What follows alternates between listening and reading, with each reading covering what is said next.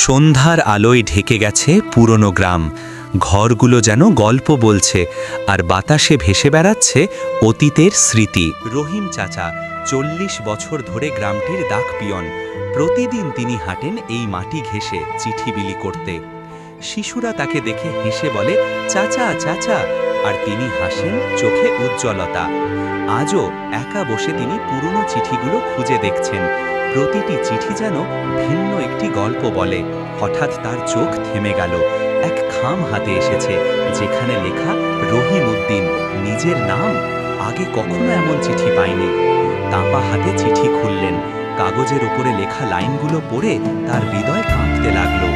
চাচা, আপনি আমার বাবার শেষ চিঠিটা পৌঁছে দিতে পারেননি, কিন্তু আপনি আমার হৃদয়ে তার গল্প পৌঁছে দিয়েছেন।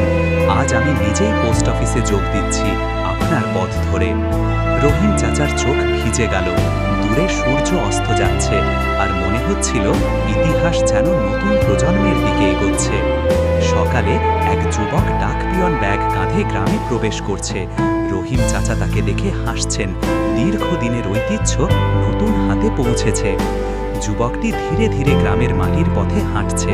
সূর্য উঠে আসছে, নতুন দিনের আলোয় ভরা আশার পথ, এবং গল্প অব্যাহত থাকবে। বন্ধুরা, ভিডিওটা ভালো লাগলে লাইক দিও, কমেন্ট করো, আর অবশ্যই সাবস্ক্রাইব করতে ভুলো না।